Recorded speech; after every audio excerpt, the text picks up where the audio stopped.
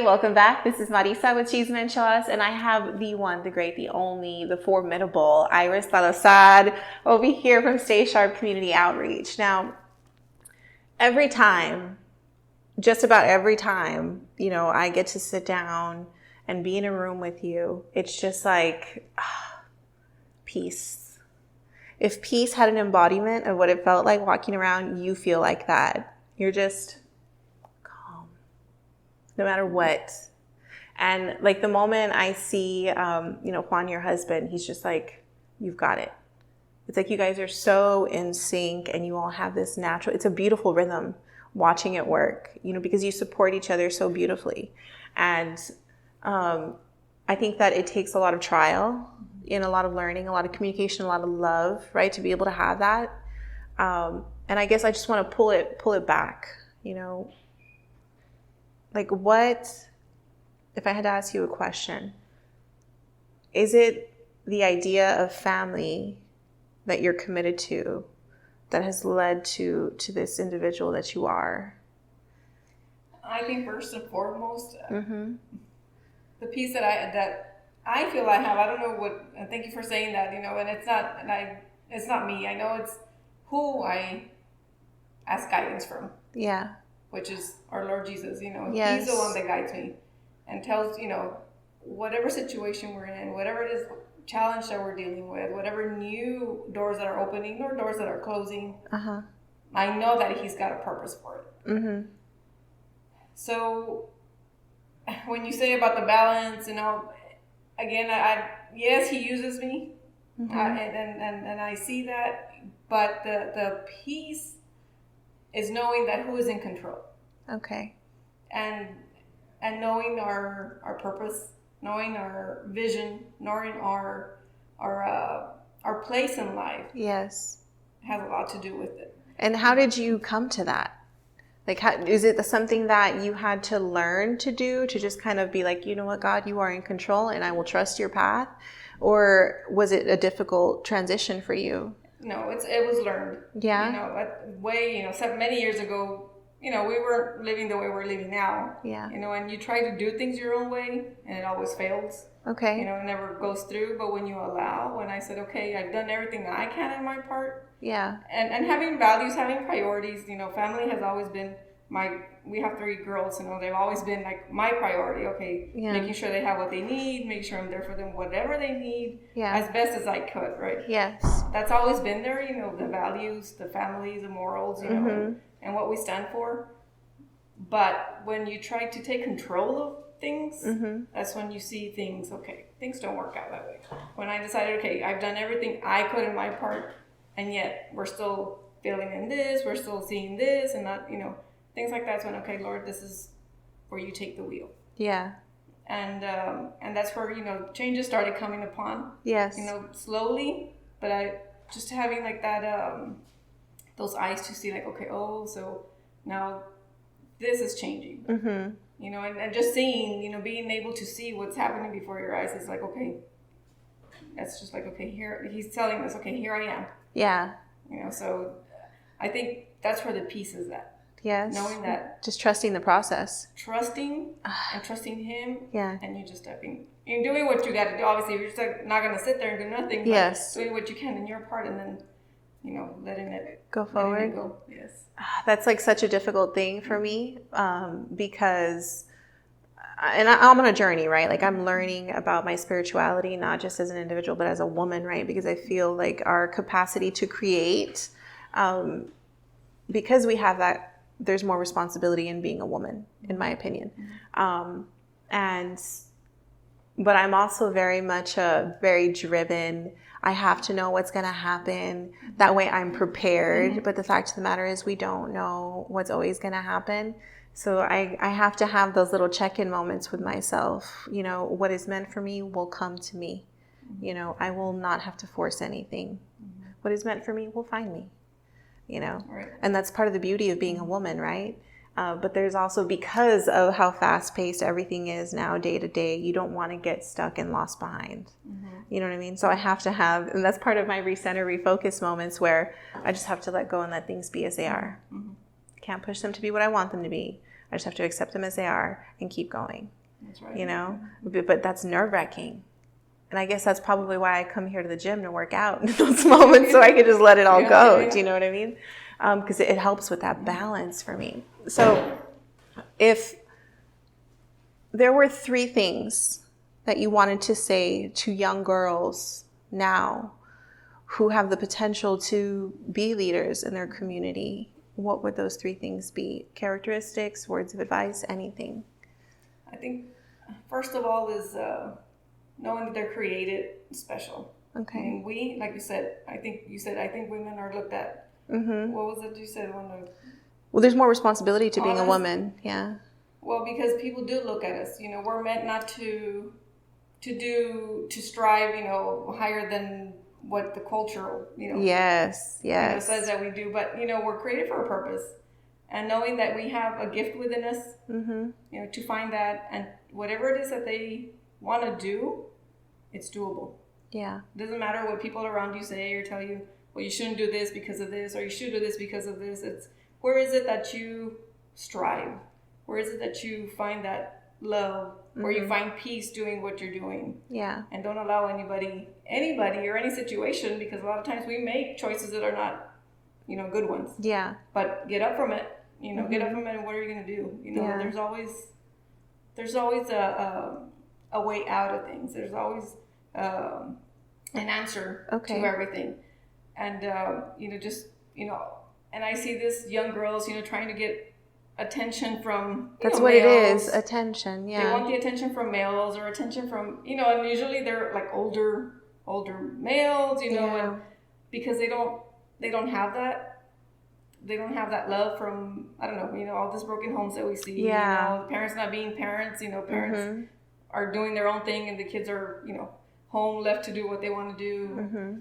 I think the girls are the ones that I see the most where they lack that love. Yeah. Or what is it? That self-love, that value. The value, yeah, that I got to dress like this so I can get the attention. Mm-hmm. Or I have to speak like this because now you hear girls, you know. That's so true. The vocabulary is horrible. It's terrible. Yeah, but they think that's the cool way of talking. Yeah. Or the right thing so I can fit in, or so I can have a group, you know, of people that okay me, or, you know, things. Validate me.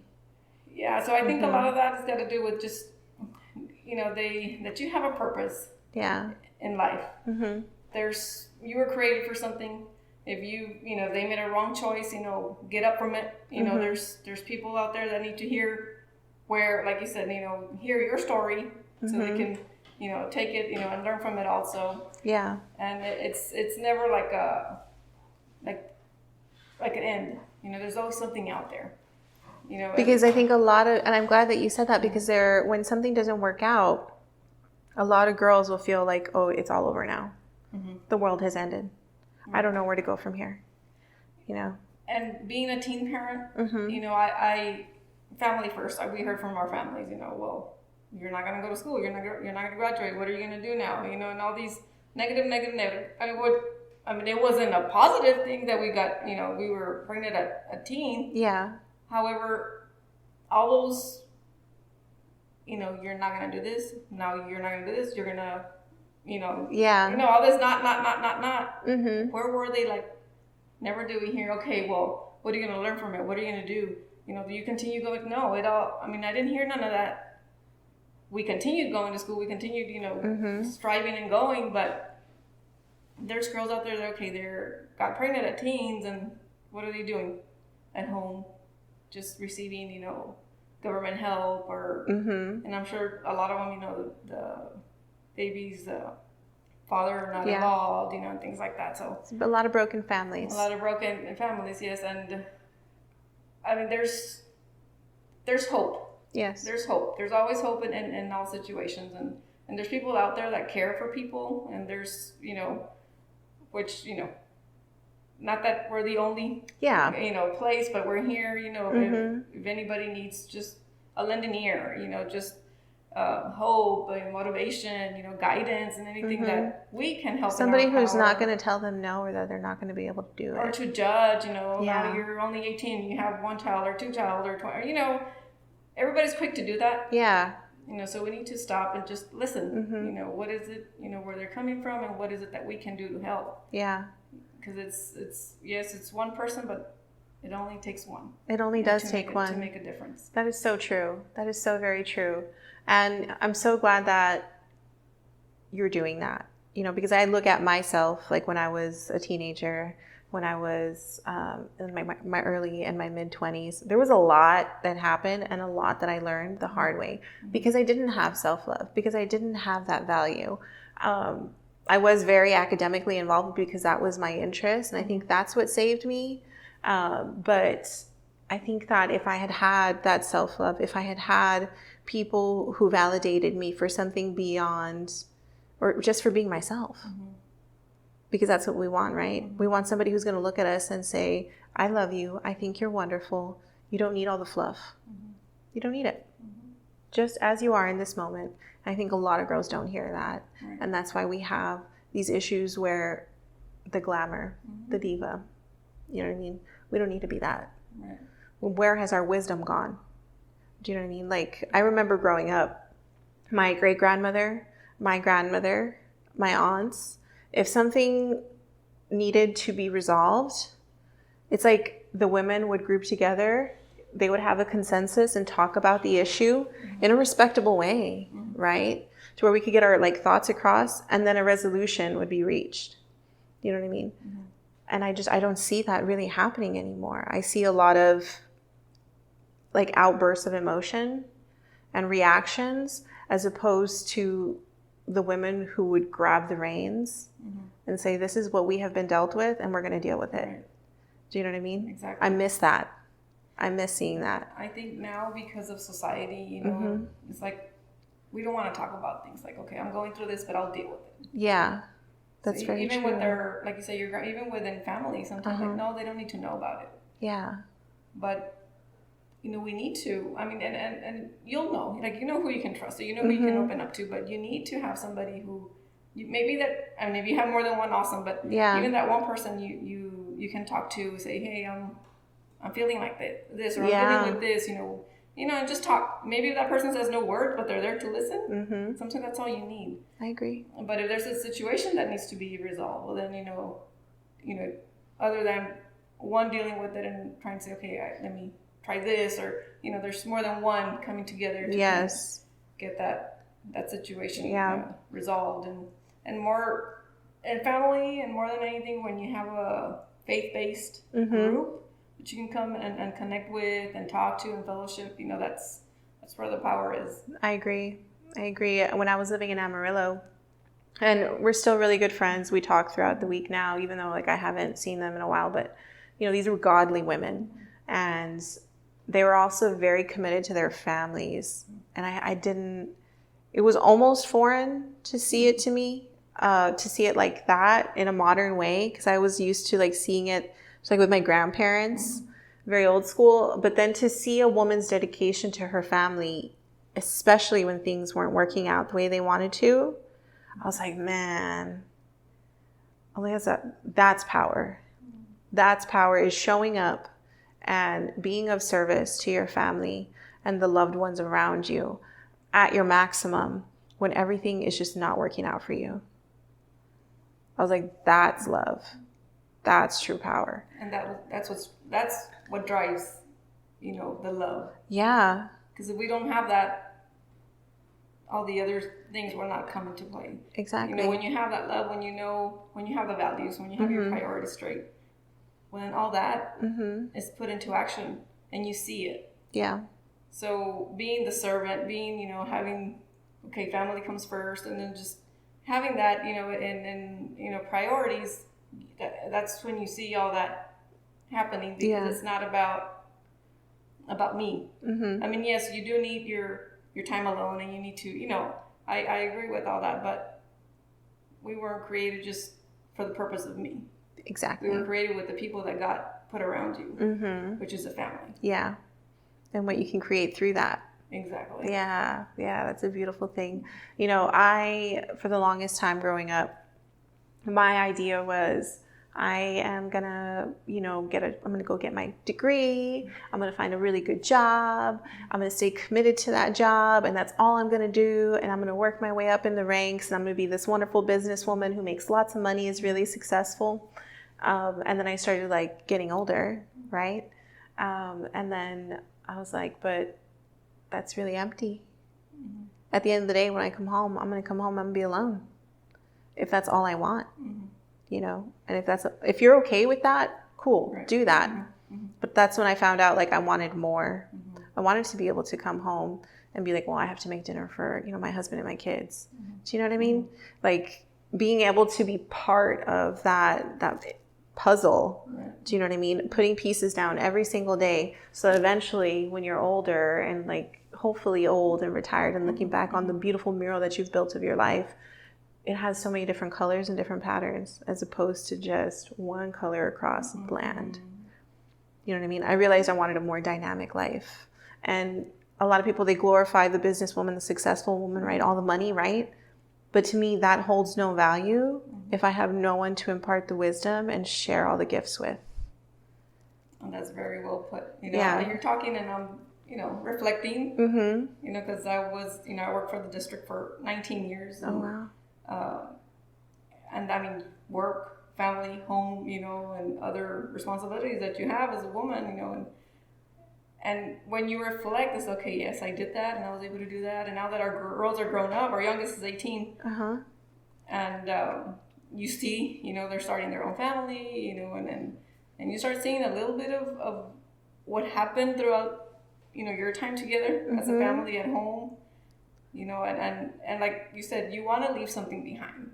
And hopefully it's a good thing, right? Yes. There's obviously, there's not everything is good and pretty and dandy, but hopefully they take those good things and do that with their family. I agree. Yeah. And get emotional with it.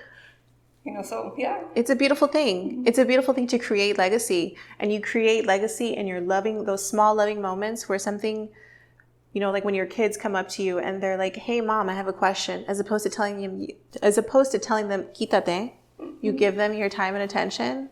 Those little acts of love build up and they make a difference. Oh, thank you. I just want to give you a hug. Oh, thank you.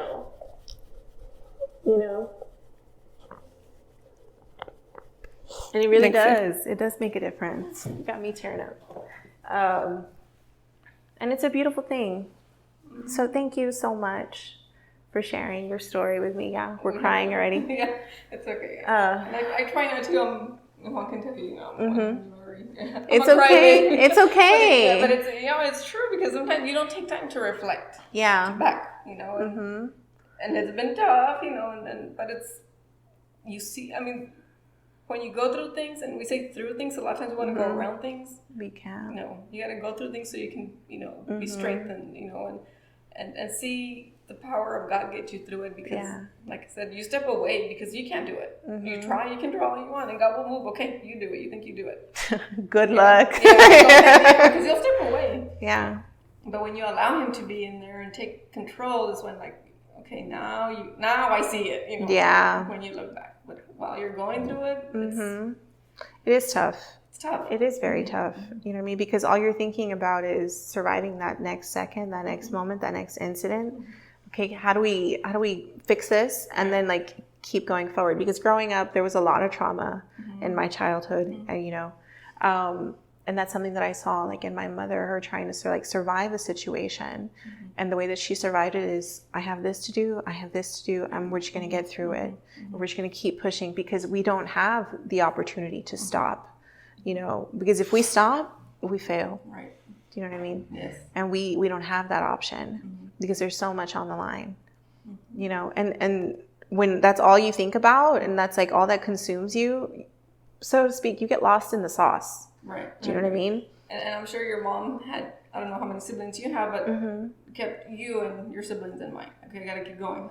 Yes, because, not because of her, but because of you. And I think that's just, going back to your priorities and your values, okay, you gotta keep going because if you stop, that's it. But you gotta keep going and continue having And it's hard, you know, just knowing, like, having the there's a purpose for it. Yeah. It's so easily said, you know. But when you're going through it, oof, it's heavy and it's hard, right? Because in those moments where it's heavy and it's hard, that's when all the negative things that you've ever heard about yourself, about your life, about the choices you've made, they come up.